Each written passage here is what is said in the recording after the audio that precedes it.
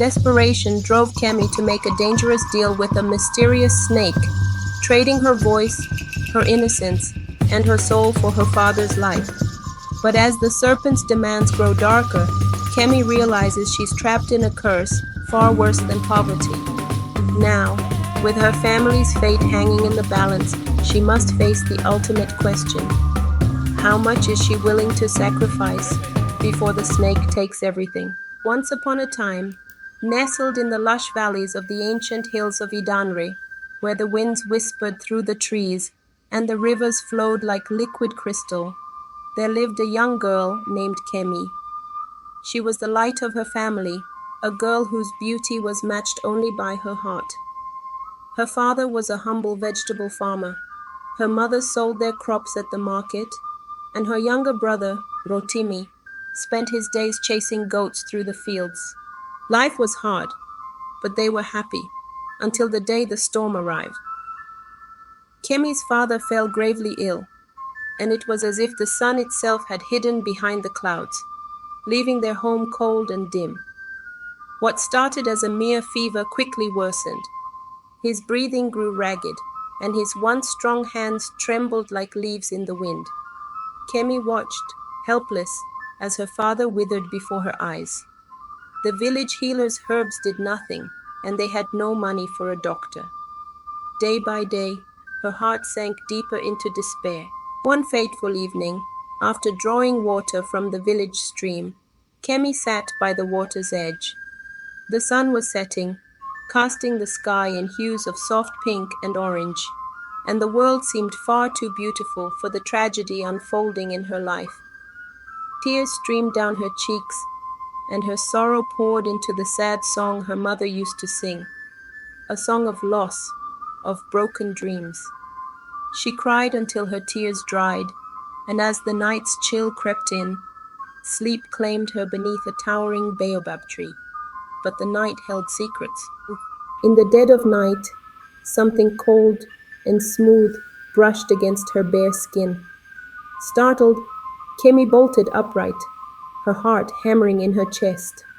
A large snake, its scales gleaming like obsidians under the moonlight, slithered across her feet.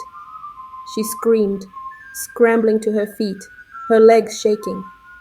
The snake, unbothered by her fear, coiled lazily by the stream, watching her with unsettling intelligence in its dark eyes.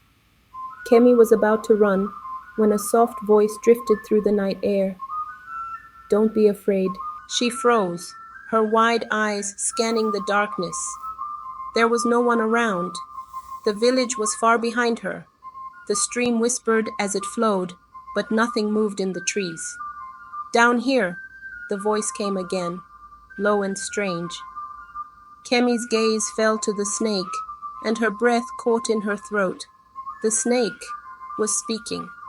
You can talk?" Kemi stammered, backing away slowly. The snake's forked tongue flicked out as it studied her. "I can do more than talk," it replied. "My name is Elle, and I've been watching you." "Watching me?" Kemi's voice trembled. Her heart pounded in her ears, but her feet were rooted to the spot.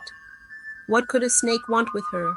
"I heard your song, your sorrow," Elle said, its voice almost soothing. "I have been lonely for many years. I can help you, if you help me." Kemi frowned, unsure if she was dreaming or caught in some dark supernatural nightmare. "Help me? How could a snake help me?" The snake's eyes gleamed. "I know what you need. Your father's illness weighs heavy on your soul. I can give you what you seek, money for medicine. But in return, I ask for your voice. Each time you come to the stream, you must sing for me." Kemi's heart twisted. Money for medicine? She looked down at her hands, which trembled with the weight of her decision. Could she truly make a deal with a snake? "What's the price?" Kemi whispered, her voice barely audible. Elle slithered closer, placing a small, carved calabash at her feet. "Every time you sing, this calabash will fill with money. You can save your father, but you must never break our pact." Kemi stared at the calabash, her mind racing. Her father's face flashed before her eyes, pale and feverish, his breaths shallow. Without help, he would die. She had no choice. With a trembling hand, she nodded. I'll do it. That night, Kemi returned home with the calabash in hand. When she opened it, her breath caught in her throat. The calabash was overflowing with money. She rushed to her mother and told her she had found a job working for the queen. A lie she barely believed herself. Her mother, weary from worry, did not question it, and with the money, they bought medicine for her father. Days turned into weeks, and Kemi returned to the stream every evening. She sang her heart out, her sad songs filling the air as Elle listened, always watching. Each time, the calabash would fill, and her family's fortunes improved. Her father's health began to return, and for a time it seemed as though all their troubles had been washed away by the stream's gentle waters. But Elle was not a snake to be easily satisfied. One night, as Kemi's song faded into the twilight, Elle slithered from the shadows, his eyes gleaming with something darker than usual. You've done well, Kemi, the snake hissed, but I need more from you now. Kemi's heart pounded in her chest. More? Elle circled her slowly, his voice low and menacing. If you want your father's health to hold, you must give me more than just your voice. You must let me share your bed. Kemi recoiled, horror flooding her veins. How could Elle ask such a thing? She had thought their arrangement was simple, her voice for money. Now the snake's true nature was revealed. I can't, Kemi stammered, her mind spinning. Elle's gaze darkened. If you refuse, your father will fall ill again, and this time not even your songs will save him. Tears filled Kemi's eyes. She was trapped. The snake's words coiled around her heart, squeezing tighter with every breath. Her father's face flashed in her mind, and with a heavy heart she whispered, I'll do it. The next night, as darkness descended, Kemi met Elle at the stream. Her body trembled with fear as the snake slithered between her legs, cold and heavy. The shame that followed was unbearable, but the next morning the calabash was filled once more. Her father's health continued to improve, but Kemi felt as though she had lost herself to the serpent's demands.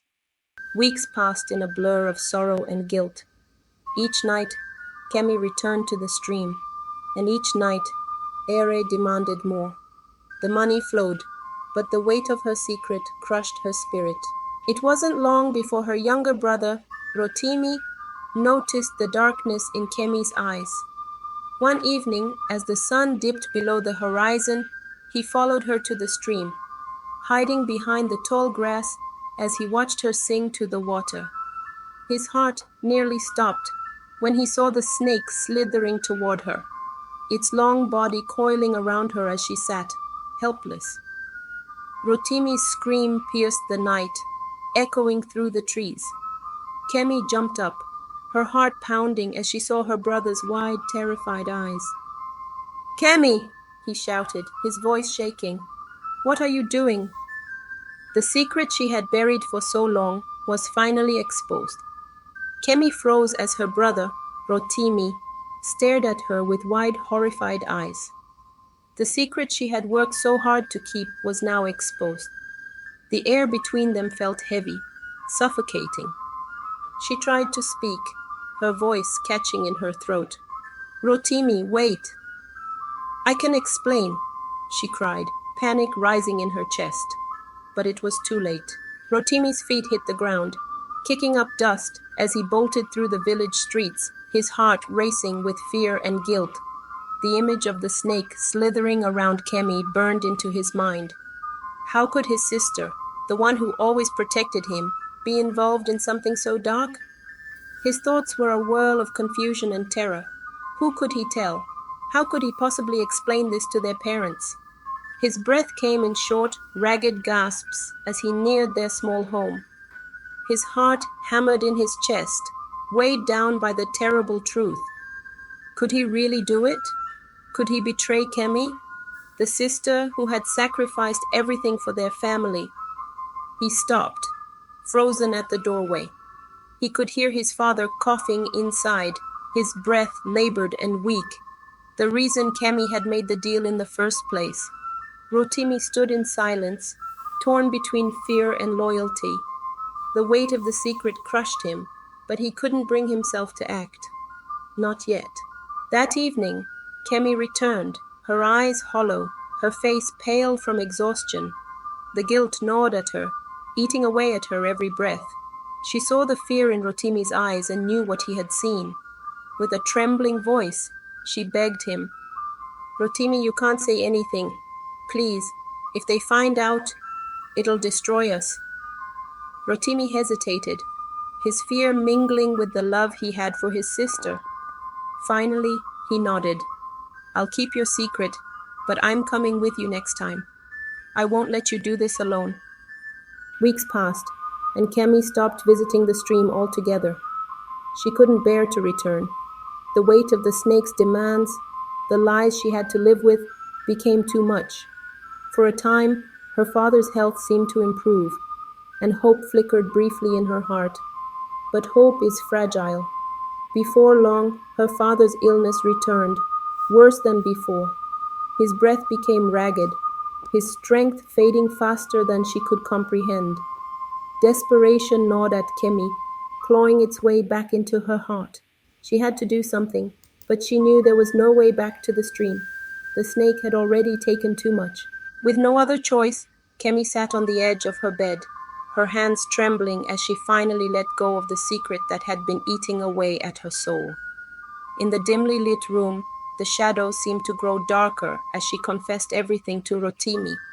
Her voice cracked, breaking with every word, as she explained each terrible detail, how she had made the pact with the snake, what it had demanded of her, and the shame she carried with every encounter.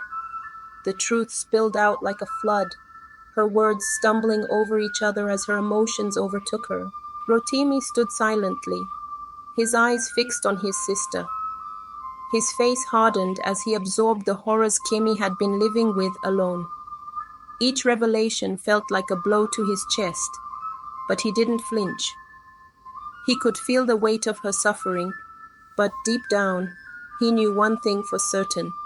This secret could not stay hidden any longer. Kamma, her voice barely more than a whisper, begged him, "Please, Rotimi, don't tell them. If they know, it will destroy everything." But Rotimi's resolve was unshakable. Without saying a word, he turned and ran out of the room, his heart pounding in his chest.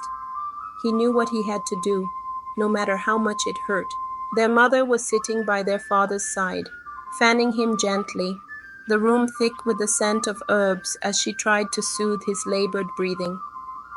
The air was heavy, but it felt even heavier when Rotimi burst into the room. "Mother! Mother!"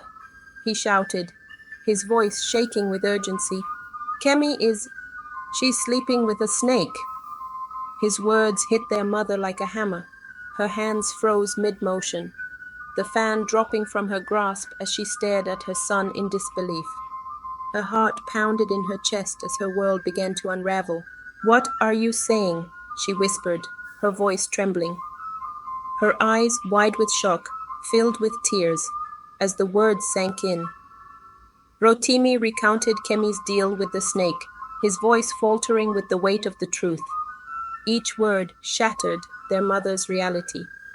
"My daughter, my Kamma, made a deal with the snake," she murmured, her face pale and her voice barely a whisper. The room fell into stunned silence, the only sound the faint rustling of leaves outside, as the horrifying truth settled over them like a storm. Kamma, overcome with shame, collapsed onto the floor. The guilt was too much. She sobbed uncontrollably, her body shaking with the weight of what she had done. But as her mother reached out to comfort her, Kamma screamed. Her hands flew to her stomach, a sharp, searing pain cutting through her like fire. The room filled with her desperate cries. And then, in a moment of pure horror, a snake began to emerge from between her legs. The creature, dark and glistening, slithered from her body as Kimmy gasped in shock. With the last of her strength, she pulled the snake out and collapsed, lifeless, to the floor.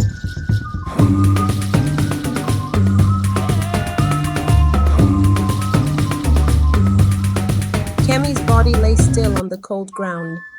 Her mother's anguished screams pierced the room as she cradled Kemi's lifeless form in her arms. Rotimi stood frozen, his eyes locked on the snake that had stolen his sister's life. Rage boiled inside him, blinding him with fury. Without thinking, he grabbed his father's old pistol from the corner of the room and shot the snake, his hands trembling with grief and anger. The snake twitched, then lay still. But it didn't matter. Kemi was gone. Their mother's wails filled the house as she clutched her daughter's cold body. Rotimi, his mind numb, fell to his knees. The nightmare was over, but the cost was unbearable. Later that evening, the family reported the tragedy to the village king. The news of Kemi's death spread like wildfire, leaving the village in shock. The king, his face stern and unreadable, immediately ordered action. This evil could not be allowed to continue. The following morning, Kemi's mother, heartbroken but determined, agreed to help the king set a trap for the snake. Accompanied by the king's guards, she made her way to the stream, her voice trembling as she sang the same haunting song Kemi once sang. Her sorrow poured into every note, the melody floating through the trees. The snake, drawn by the song, slithered out from the shadows. Its eyes gleamed, unaware of the danger lurking nearby. The guards leapt out, surrounding the snake with their spears raised. The creature hissed and thrashed, desperate to escape, but the guards closed in, beating the snake until it lay still, its body broken. The village gathered as the snake's body was dragged through the streets and burned. Flames rose into the night sky, carrying with them the curse that had plagued their home. Smoke billowed as the fire consumed the snake, but the story was far from over. As the ashes cooled, other young girls from the village stepped forward. Their faces were filled with fear and shame, but Kemi's death had given them courage. One by one, they confessed their own encounters with the snake, secrets they had kept hidden for so long. Kemi's sacrifice had opened the door for the truth to be exposed. The village mourned Kemi's tragic death, but they knew her sacrifice had not been in vain. She had saved her father's life, yes, but more than that, Kemi had saved countless others by exposing the serpent's curse. Her bravery had given the village the strength to fight back. The palace took responsibility for Kemi's father's treatment, ensuring her family would be cared for. But the emptiness left by her death lingered like a shadow over the village. Her memory lived on in the wind, in the quiet ripple of the stream where it all began. Rotimi stands motionless by the stream, staring out over the still waters. The weight of Kemi's sacrifice presses down on him like a mountain, heavy and unshakable. The boy who once chased goats in the fields now carries the grief of a man who has seen too much. His eyes, once bright with innocence, are now shadowed with sorrow, reflecting the loss that has scarred his soul.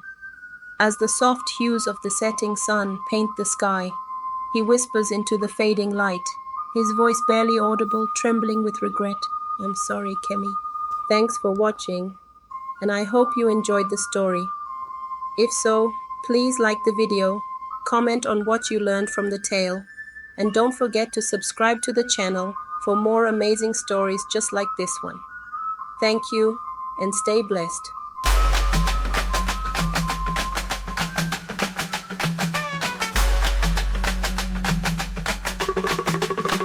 Rhythm to the earth, beat to the night, echoes of the drums dancing in the light. Underneath the stars where the stories weave, feel the pulse of life in the rhythms we believe. From the hills to the plains where the sun kisses land, voices rise a song from the heart of the band. Whispers of the wind through the ancient trees carry tales of old on the evening breeze. Rhythms